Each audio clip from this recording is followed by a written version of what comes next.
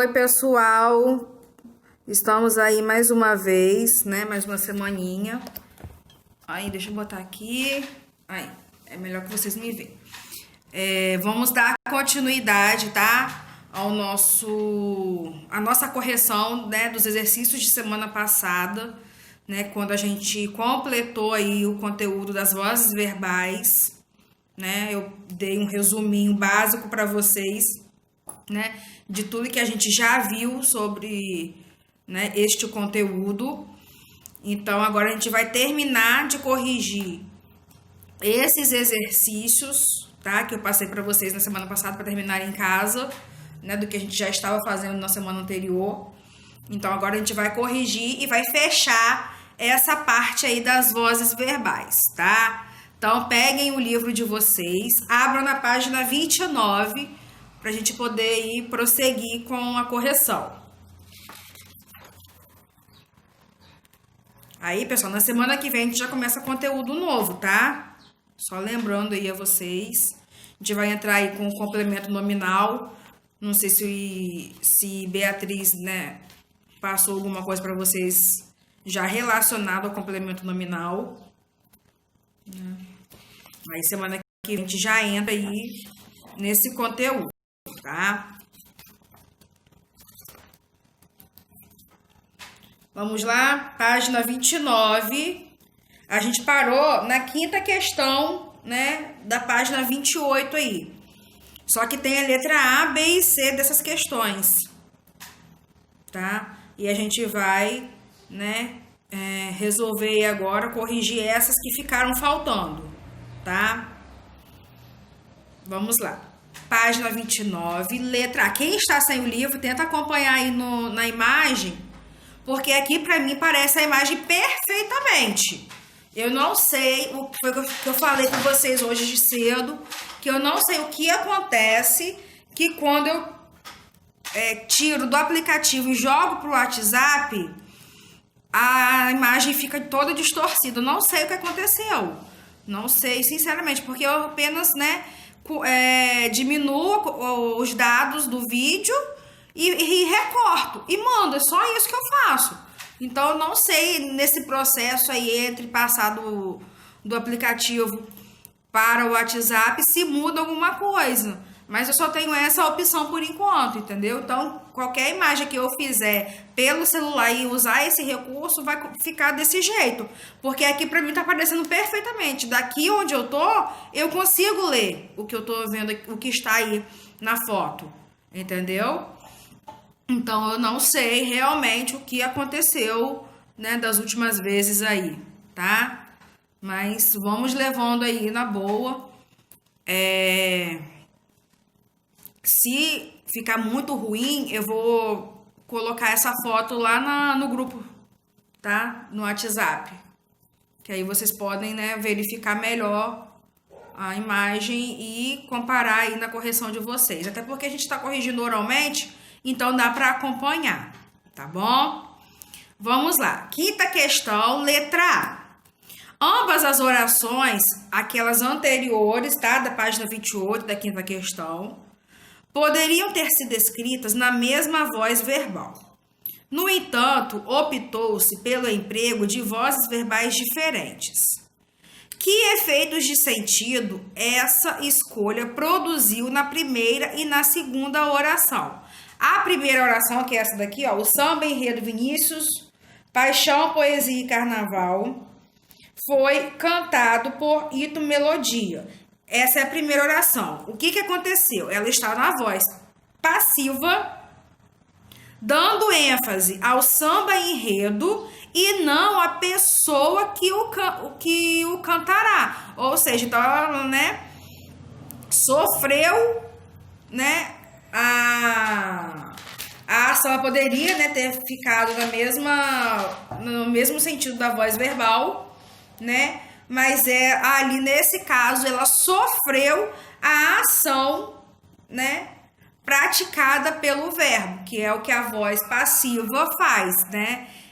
O verbo pratica a ação, tá? E o sujeito é o paciente. Então, na primeira oração que estava na voz passiva, dá ênfase ao samba enredo e não à pessoa que o cantará. E na segunda oração, que é a voz ativa, dá ênfase ao carro e não às músicas, tá? Lembradas ali, executadas por ele. Então, a segunda oração, como está na voz ativa, que o sujeito pratica, né, a ação, né? Então, deu ênfase aí ao carro e não às músicas, né, lembradas e executadas ali por ele, tá ok? Letra B. Passe a oração na voz passiva para a voz ativa. Então, é a primeira oração aí que a gente vai passar, né, para a voz ativa, que vai ficar: Ito Melodia cantou o samba enredo Vinícius no plural, paixão, poesia e carnaval. Então, ó, quem foi que cantou Ito Melodia? Então, ele praticou, né, a ação. Por isso que a voz aqui está na ativa. A gente tirou da voz passiva e passou para a voz ativa, tá? Letra C. Reescreva. Agora a gente vai fazer a voz ativa para a voz passiva, que foi a segunda oração, tá? Tá assim, letra C. Reescreva na voz passiva a oração na voz ativa. Então, ficou assim: as músicas foram lembradas pelo carro A Arca de Noé. Lembra, ó, que na primeira, quando, né, a oração está na voz passiva, a gente utilizou os dois verbos, o verbo auxiliar mais o verbo principal no particípio. Então, eram dois verbos, correto? Então, por isso que ficou: as músicas foram lembradas, aí, ó, a locução verbal, ó, foram, tá? O verbo auxiliar mais lembradas, o verbo lembrar no particípio, tá? Então, tornou aí a oração na voz passiva, tá? Passiva sintética ou passiva analítica? E aí? Ah, gente, aqui passou aqui atrás foi meu pai, tá? Só um detalhe. Participação especial.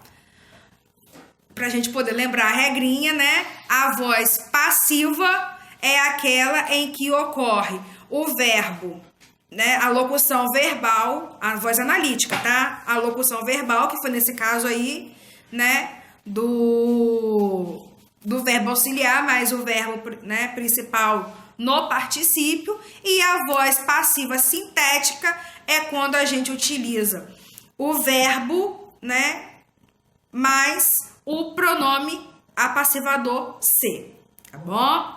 Então, fica aí a diquinha aí para vocês. Sexta questão, vamos lá. Reúna-se. Gente, a gente já deu isso aqui já. Ou não?